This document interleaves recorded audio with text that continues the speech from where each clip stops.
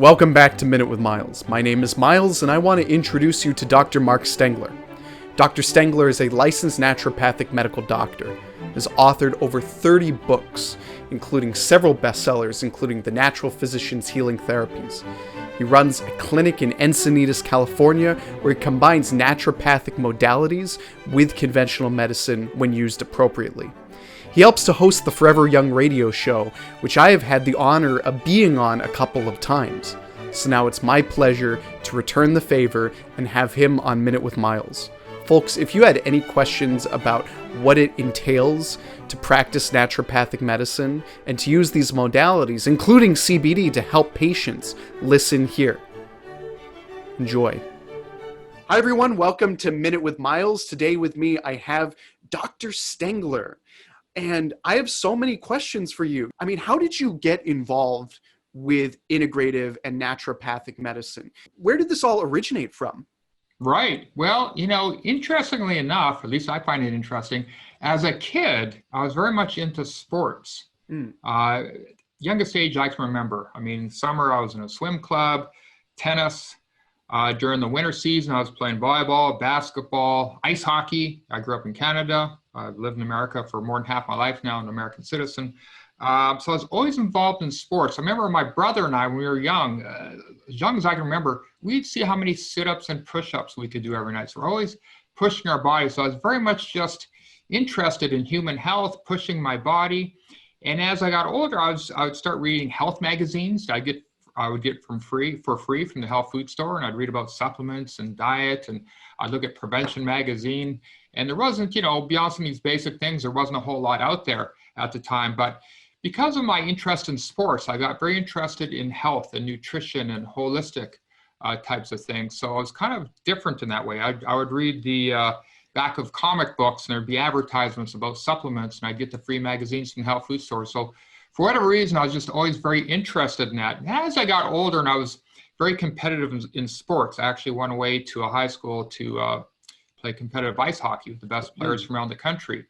And at that time, I started developing acne like a lot of teenagers did. Now, genetically, some members of my family can be very severe. And so at the time, and still doctors today, they put me on different rounds of antibiotics, and I developed health problems, fatigue, digestive problems, wiping out the microbiome as we know now.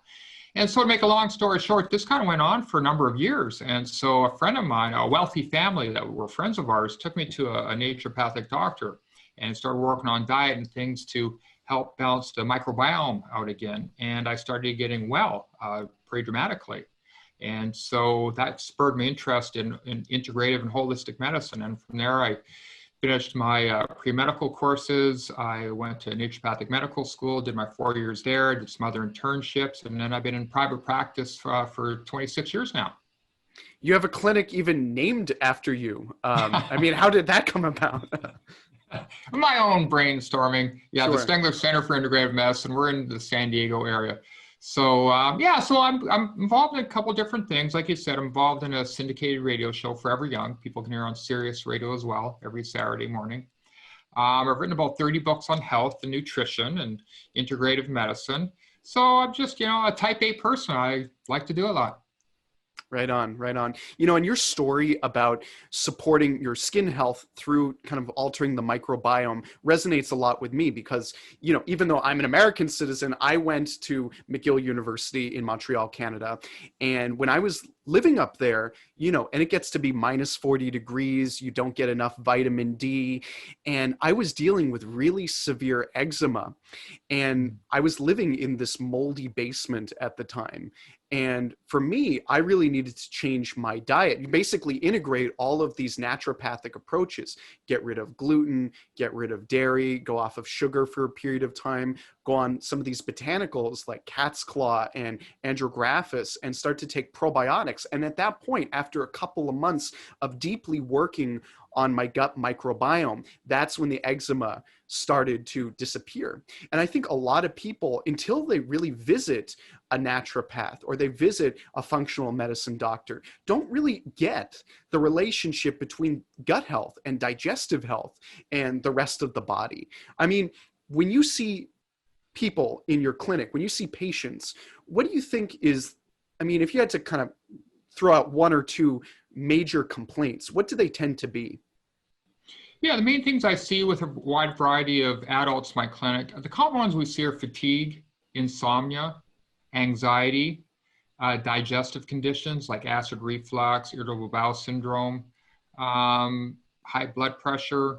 These are some of the more common things we see virtually every day in our clinic. I know with every patient we see, we always consider and look into the fact of what role the digestive system is playing in their illness. Now, in some conditions, it is the major component. I mean, it's like you said, there's some people with chronic eczema, for example, people with psoriasis. If you address their digestion correctly, that can be the majority of what really helps them clear up their problem. Other people, it's more of a minor issue in terms of what's really the causative factor. But in most people, it's not uncommon. It's at least a factor. And this is what modern science has shown, the connection between the gut and basically every system of the body. So we know the gut in terms of producing neurotransmitters, which affect your gut itself, but also affect, mood. They affect appetite, metabolism, autoimmunity, all these types of things, skin conditions related to the digestive tract, how your joint and muscle health is, how your energy level is. So everything to some degree can be tied into the digestive system, which is interesting because when you study the history of medicine, so if you look at Asian and Chinese medicine, if you look at European medicine, for example, if you look at naturopathic medicine, Russian medicine, you look historically through all these medical systems, they always recognized the impact of the digestive system and how it influences health so directly. Now, modern science has shown why that is. The majority of our immune system originates from our gut-associated lymphoid tissue. What, 70% of the immune system, right? Yeah, 70% of the immune system.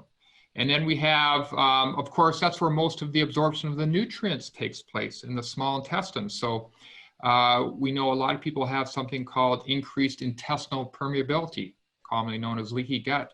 And this has been proven in recent years. It's not just theoretical. It has been proven. There's actually ways in our clinic with labs we use, we can test to see what degree someone has intestinal permeability. Right. And so obviously if you can't absorb your nutrients properly, if you're absorbing molecules that you shouldn't be absorbing, your immune system has to react to it. That can deplete your immune system. It can imbalance your immune system, creates inflammation. So anyways, the point being is yes, any holistic doctor will tend to always consider or address the digestive system pretty much for any chronic health condition.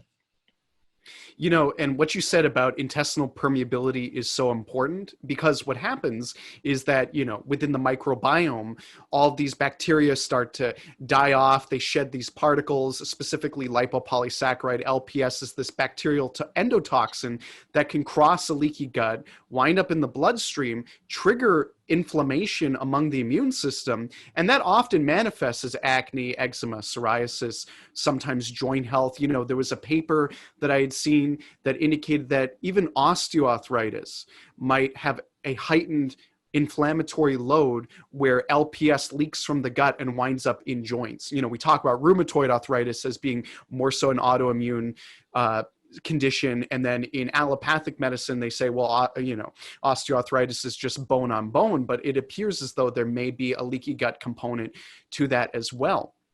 So Miles, that's a good point. And it's interesting. We actually can objectively measure this. So one of the blood tests we do actually look at the LPS, like you said, that endotoxin from bacteria, which should not be absorbing to any degree really into your bloodstream. And so we can measure the blood levels, and it's one of the indications someone has increased intestinal permeability or leaky gut. So, I like the science. I like the objective nature of what I do in our clinic because we don't have to guesstimate. We actually can objectively find out. And then as you're treating the patient, and let's say you recheck their intestinal permeability with blood work in 4 months, you would expect if they're doing better, their labs would correlate. It kind of tells us when we're at the point where the gut's in good shape. That's so important. I think a lot of people have some misconceptions about naturopathic medicine, and everything that you just described, it almost sounds like you're a medical doctor, an allopathic doctor that just has a more kind of understanding of connections between systems rather than just hyper focusing on one certain organ, etc.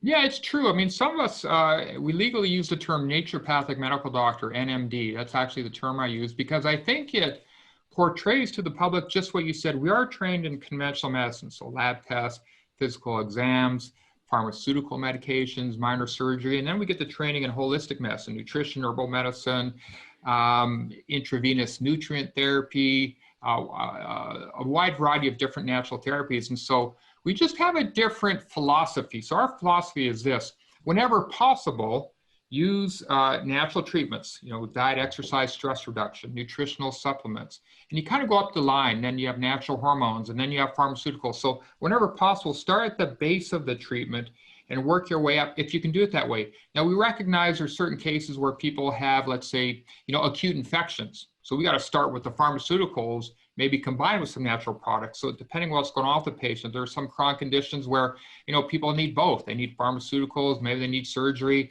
but there's almost always a place for natural medicine to help that patient more effectively. So yeah, your description, I think, is pretty good. It's trained in all the different main fields of medicine, but just a little bit different philosophy in how we try and treat patients. It's the best of both worlds. Now, Mm-hmm. I know from my studies that CBD has actually been shown to help to repair a leaky gut in a human population.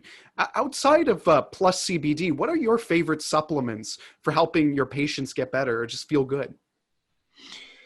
Yeah, honestly, Miles, part of it depends on the lab testing. What we do at our clinic, we do a lot of digestive testing like we talked about, not only that intestinal permeability blood test, but we do a lot of stool analysis. We do find a lot of patients who have fungal overgrowth in their digestive tract, dysbiosis, goes with the microbiome again, imbalance between the good and bad bacteria.